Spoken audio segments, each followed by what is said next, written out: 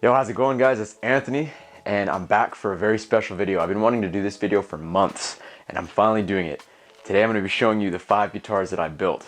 I didn't build these from scratch, meaning like I didn't sand the wood or do anything, but I did build these from stock guitars or trash guitars. So I'm going to show you guys my guitar collection, and yeah, I'm super proud of these guitars, and I'm going to explain how I built each one and how I painted them, because I painted all these except the acoustic, obviously. But yeah, let's get into it from left to right. Well, except the acoustic guitar. The acoustic comes after this one, I think. But for the electrics, it's left to right. And I'm gonna start you guys off with my pride and joy, the Jawbreaker. This guitar is, I don't know how to describe it. It's the most beautiful thing I've ever seen in my life. And it was my first attempt at building a guitar, and it turned out really good. And I am just completely blown away. The story of this guitar is really cool. I knew that I wanted to build a guitar, so I asked around on Instagram if anyone had just a cheap guitar, a trash guitar, that they weren't using, a parts guitar, anything that I could use as a body and build off of. And my homeboy Ty hit me up and said he had a Fender just sitting in the corner that has been there for years and no one touched it. So he said I can come pick it up. And yeah, it was a Fender Starcaster, probably from the early 2000s, I think. And this is what it looked like. It was just it just had like a, what do you call these little fade things? I don't know what they're called. Yeah, it had one of those fades. Yeah, I sanded it down. That was the first step. I didn't have an orbital sander, so I had to do this shit. Yeah, it was pretty brutal.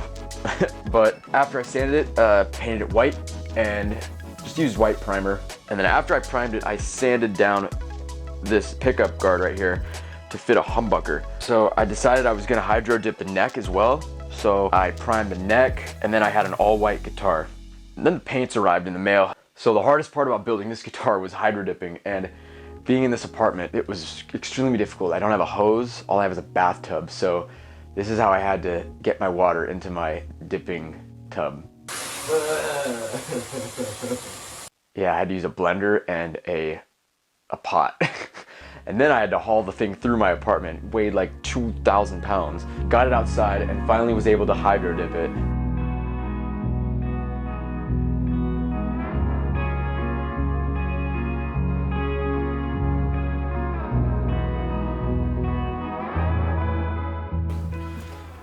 This is the moment of truth right here.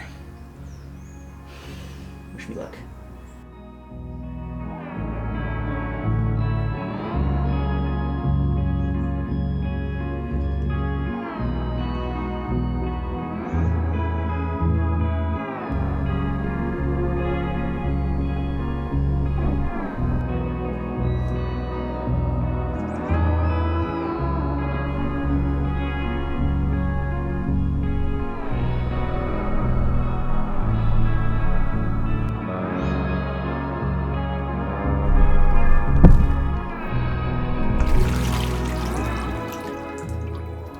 Actually kind of sick. The first body dip worked out really well, and it was like money. It was just a one and done, but I had never hydro dipped before, and I didn't realize how fast the paint dries on the water, so I wasn't even able to mix it. So I kind of just had to glob it all together and just hope it looked good, and unfortunately it did. Did the same thing with the neck. I did have some trouble here with the dip. It was hard. Just everything was tough on the first dip. So then I had to put the finish on. At first I used lacquer, just like a clear lacquer, and it didn't really work very well.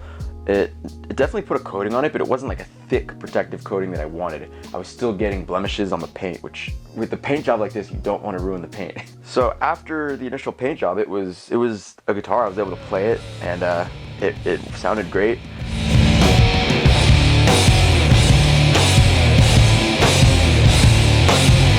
So what I ended up doing was using water-based polyurethane, which is what I used on the SG and the lava lamp. The water-based just worked best. It was easy to put on. It was not smelly, dried quick, just all the good stuff.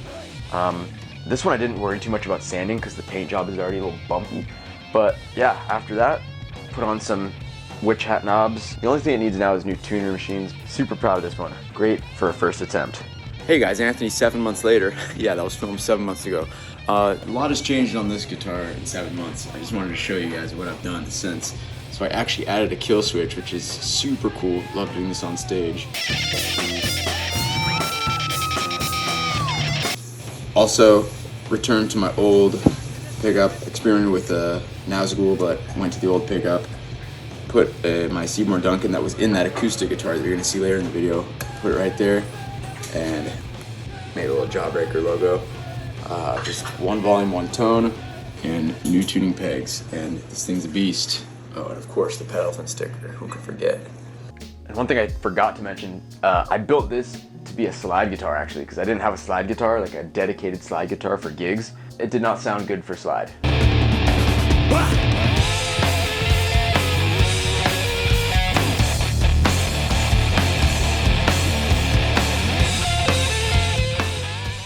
Which is why I built this one, the Red V. So, since I was a kid, I had always wanted one of these. It was my dream guitar, and this one I built most by hand. Like, this is the closest to a full guitar build. This was a body that I got on Amazon. It was made out of this wood, I don't know how to pronounce it, but this guitar was a process. This was intense. So, started out, got the body. I had the neck given to me by my friend Rook. The neck was a Squire neck. I thought, you know what, this will be a cool Frankenstein guitar. I wish I could put a Gibson style neck on it, but I thought, screw it, like, I'm a function guy. If it works, that's all I need. So I started with the body. I had to do a lot of math. I had to figure out the scale length, where to put the tailpiece, and I had to get the holes in the perfect spot, because with guitar intonation, like, you can't just drill them anywhere. It has to be perfect, and I got it to line up first try. Everything worked great. I didn't have to drill any separate holes or anything. But when I was hammering the pegs in, I crushed my finger, and I have a nasty picture here. It gave me the most disgusting blood blister right on my guitar playing finger. So, funny story about the holes. Before I destroyed my finger, the only way for me to get big enough holes was to use this oscillating sander on my drill that I built, like with sandpaper and tape. And it actually worked really well at getting the holes just wide enough without getting them too wide, because I needed these things to be tight. So got the tailpiece put on, got the bridge put on, and once I got those put on, it was a playable guitar, because all you need is just a bridge and tailpiece and the strings and the neck, and it plays. But I knew that this was gonna be a slide guitar because the action was just naturally high. I did forget to mention, I do all my own electronics on the guitars too. So with the Jawbreaker, I wired it myself. I had to rewire everything. Got the humbucker in, I had to rewire all the potentiometers. And this one, I got some just cheapo potentiometers from Amazon. I probably should get some like CTS ones to upgrade this, and it'll be a beast of a guitar. The wiring was actually really difficult on this, because this is my ground cable right here. This little red ribbon right here, you see that? It was incredibly difficult to get this guitar grounded, because I originally drilled into, I should have done this like before I put the pegs in. I didn't think about it. You know, I'm learning. So I tried to drill a hole in and then feed the wire through. And then I tried to solder it to the bolt, and it just didn't work. It was a fail. So I just thought, screw it, I'm just gonna have an exterior ground wire. I don't care. Like, if it works, it works. And it kind of looks cool too. It's like a little Easter egg. I like it. So yeah, I painted this baby red, gave it a little an oil polyurethane spray finish. I didn't want this one to be like too intense. I just wanted something quick and dirty. I probably will go back in the future and put a thicker coat on this eventually, but yeah, I'm in no rush. And this is one of my favorite guitars to play. It sounds really freaking good live, and it's a beast.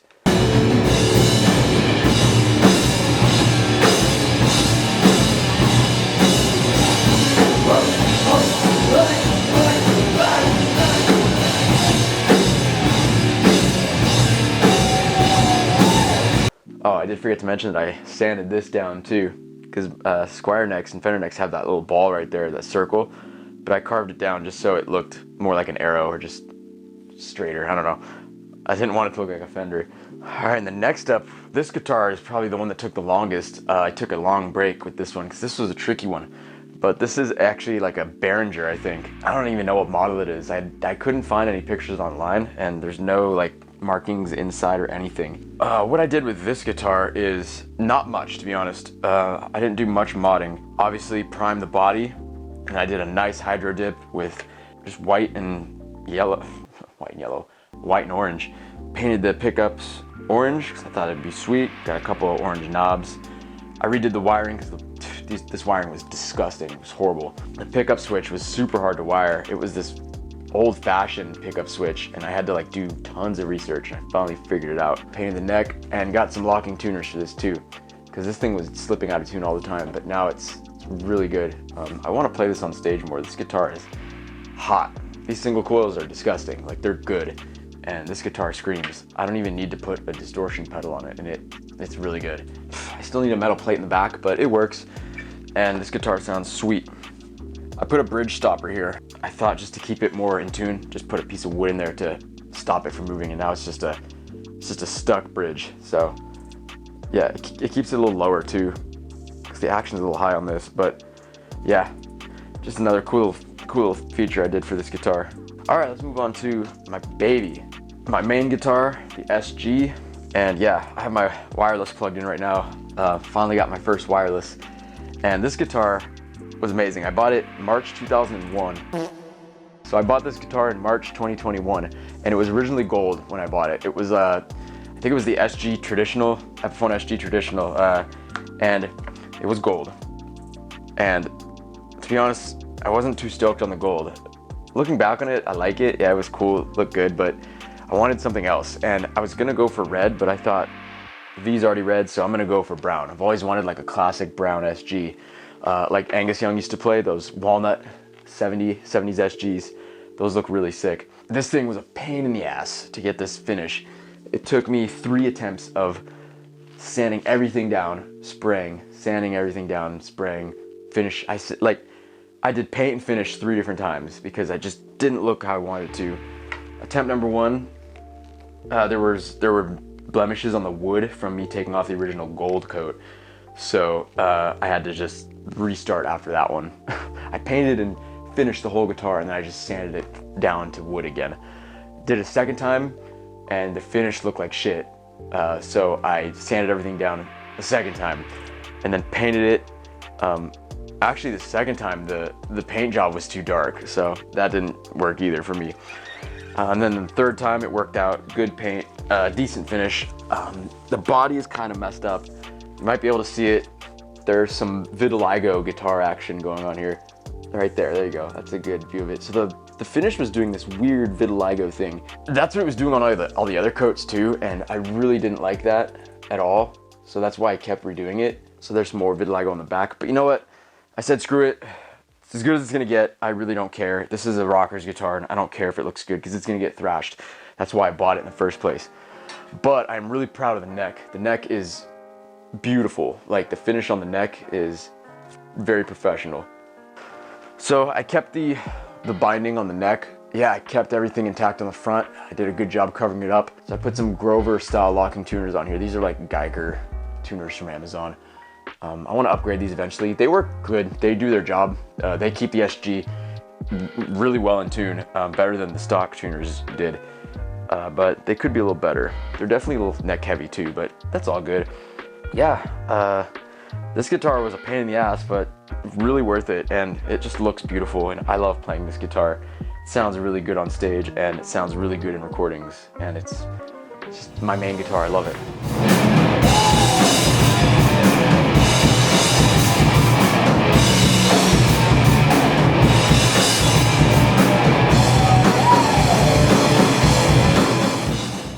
All right, and I wouldn't say this is like a full build, but I did like a DIY pickup so I can play this guitar live. This is my main acoustic guitar that my mom bought me in 2012. It's in Austin, and yeah, this guitar's been with me everywhere. It's been in West Virginia, it's been in California, and this is a beater guitar. This guitar is beat the hell up. It's got scrapes and marks all over it. But I thought, you know what, it sounds good, and I want to put a pickup in it, so I did. And the story about this is insane. So I had to make this mounting system, and it's just wood. Yeah, the pickup just sits on there. It looks pretty janky, but it works. But it's the wiring that was the true battle. So I obviously have a output jack. I've got a tone knob and a volume knob, and the pickup obviously. So I wired everything together. But then I realized there's no way for me to ground the strings. There's no way to ground everything. So I had to build this like spider web or like octopus wiring system that goes into the base of each string from the whole wiring harness. So it's like 6 ground wires that go into the main ground. And it kind of sucks when I'm changing strings because I have to like unsolder everything. So hopefully I can build a system that's like hella streamlined for changing strings, but I've only changed the strings once since I've made the build, so it's not a huge deal. But yeah, this is really cool and it sounds good live. It sounds a little more like an electric guitar, honestly. So hopefully I can get a acoustic guitar that does sound really good for live shows. And yeah, I'll do more solo stuff. But for now, this is all I need. It works really good. Fun guitar. And over and over and over and over, and I'm so over it. I don't feel this way anymore.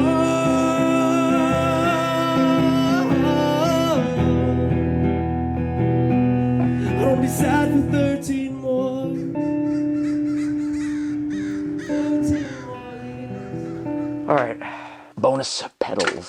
Before we end the video, I thought, why not show some bonus pedals that I've made? I thought that'd be fun. Pedals are always really cool. So I have successfully built 3, and I would have built 4, but this one just didn't work out, unfortunately. This was gonna be a phase pedal, but dude, it was incredibly difficult and ultimately a fail. I'm just gonna count my losses on that one. But these 3 work really well, and I use them on my live shows, except for this one. I don't use this one as much. It's a little jank, but it works. All right, guys. Whew, that was a long video. Hope that wasn't too long in the edit. But yeah, just wanted to show you guys my builds that I made, and I'm super stoked on these. Hope you guys enjoyed them. I hope you guys enjoyed the little playing demos that I did also. Love making this video. I hope you guys enjoyed it. Leave a like, be sure to subscribe as well, and let me know what I should build in the future or what other videos I should make. All right, guys. Hope you enjoyed the video, and I'll see you in the next one. Peace.